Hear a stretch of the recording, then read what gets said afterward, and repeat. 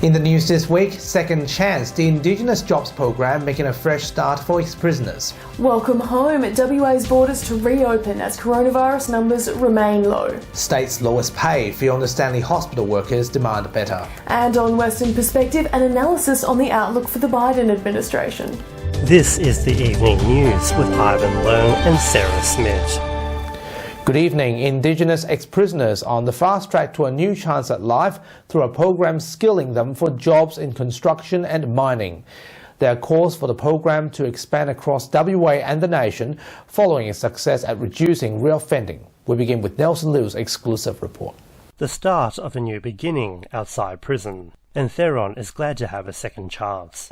I needed to do something better, and this is it. The young Indigenous man is graduating from an employment training program for Aboriginal ex-prisoners, preparing them for work in mining or construction. Set me up with all the skills that I never thought I would actually get to know. Theron began the program realising he needed to get on the right path. It followed a rocky youth in Bunbury and Perth, landing him behind bars multiple times. I got into a whole lot more trouble, so I had to learn the hard way. It's just helped me realise where I want to be in life. The program, beginning in prison and ending in potential jobs, has been successful while reducing reoffending. It's placed 86 graduates in employment in the past 10 months. We want to give them a leg up, right, and let them have an opportunity to have a life where they're contributing, they're employed. We have something like 10 boys buying homes, so that in itself speaks volumes that it is a program that's working. There's hope state and federal governments will grow the program. We need them to invest in our program. But Theron is happy the time for his and Aboriginal youth's futures is now. Nelson Liu, WAMN News. WA's hard border with the eastern states has transitioned to a controlled border with 2,000 arrivals expected at Perth Airport this week. Premier Mark McGowan continues to move carefully, warning that the hard border could return if the situation demands it. Kit Sanders reports. WA's hard border softened this weekend as coronavirus case numbers in Victoria and New South Wales continue to plummet. How long have you been? I haven't seen her for about 7, 8 months. What's the first thing you do? Give her a big hug and see how things have been. Going forward, travellers from most Australian states will be able to enter WA freely. However, travellers from New South Wales and Victoria will still be required to quarantine. But WA has not agreed to the PM's calls to open up completely by Christmas. I don't believe in an artificial deadline. We're going to be guided by health. Christmas is important, but so is the health of West Australians is more important. And setting up an artificial deadline for Christmas, I don't think is wise. The Premier warned that border restrictions would be subject to change if case numbers rose again. Let's imagine the Commonwealth had a rush of blood and opened up the international border to a country that we didn't think was appropriate for there to be free travel. Well, then that might mean that we have to put up the hard border again. Meanwhile, Prime Minister Scott Morrison says no international students will be allowed to return to the country. Kit Sanders, WAMN News. The government also released a statement this afternoon regarding the 3 COVID cases discovered outside a hotel in South Australia. A spokesperson says WA's Chief Health Officer will assess each jurisdiction in detail and determine if any possible changes to the border is needed. It's understood he is assessing South Australia's cases, including quarantine and contact tracing efforts, before giving any further advice to the McGowan government. Serco-employed maintenance workers from Fiona Stanley Hospital have gone on strike for 24 hours this week. They're protesting unfair pay, currently the lowest of any hospital in Western Australia. CFMEU and ETU union representatives were present at the picket line. Brad Upton from the CFMEU says privatisation doesn't ensure workers are treated fairly.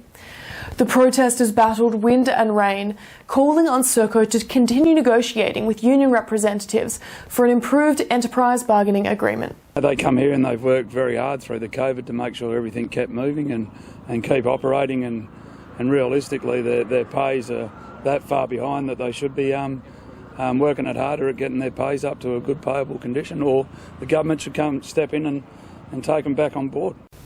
Following weeks of campaigning by former Prime Minister Kevin Rudd, the Senate has voted in favour of an inquiry into the concentrated ownership of news media in Australia.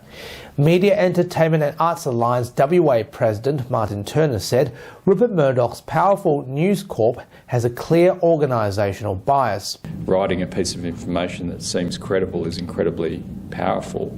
You could call it an organisational bias, but it's simply the way that they choose to report, and that I think that can and should be challenged at times. Political expert Dr. Ian Cook says though Murdoch has influence within major politics, the rise of social media has taken away some of his influence on voters. He has influence within the parties. There is a perception that he plays a role as sort of king-queen maker, that he's someone who can decide the results of elections. I'm not saying he has no effect, but I think with social media and I think with the new way of people consuming information about politics, I'm thinking that influence is declining. WA's top medical and nursing bodies are pushing to keep the state COVID-19 safe, calling for a coronavirus-safe workplace and workforce to be at the top of the state government's agenda. The AMA-WA and ANF want initiatives to guarantee safety for staff, including high-quality PPE, a permanent medical workforce, and plans for outbreaks in aged care facilities. They warn daily risks remain for WA's COVID bubble with the reopening of WA's borders and the arrival of infected cargo ships. They say the state needs to remain protected. The arson squad is investigating a fire that has destroyed a home in Samson, causing $300,000 worth of damage. Neighbours alerted emergency services to the fire on Monday at about 9:30 p.m, while the occupants of the residence were not at home. The fire caused extensive damage to the home. A black and red Honda CRF 250 off-road motorcycle was stolen from the home at around the time of the fire. Anyone with information regarding the fire or the stolen motorcycle is urged to contact Crime Stoppers. Rewards of up to $50,000 are available for information that leads to the identification and conviction of an arsonist. At least 39 people are dead and thousands of homes flooded after the third cyclone in as many weeks hit the Philippines. Typhoon Vamco passed north of the Philippine capital of Manila just a week and a half after Goni, a Category 5 equivalent typhoon, devastated the country. Overcrowded evacuation centres are a concern for authorities as the coronavirus continues to spread. The UK passed 50,000 COVID-19 deaths on Remembrance Day this week, as infighting in No. 10 Downing Street saw the resignation of Prime Minister Boris Johnson's closest advisor. Dominic Cummings was the architect of the Vote Leave campaign that catapulted Johnson to the top job 3 years later.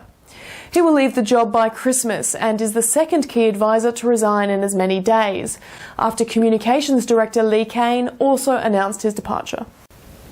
We all love a good story, and a gallery in Fremantle is opening a unique storytelling exhibition this month with art from more than 20 Indigenous artists in 6 remote communities. Aditya Fine Art Gallery has been collating works from First Nations artists since 2004, but this exhibition shapes up to be unique. The exhibition, titled Cultural Connection, The Gift of Story, highlights the importance of culture through storytelling and art. The exhibition runs until the 22nd of November. Art is an incredible connector. One of our themes has always been making cultural connections, stories that have been handed down from generation to generation to generation. And those stories are ancestral stories which are still being used today to teach their young people coming through. And that's our weekly news and current affairs. We have the latest news on our website and social media pages. No matter where you're watching, we wish you good health and good night. Take care.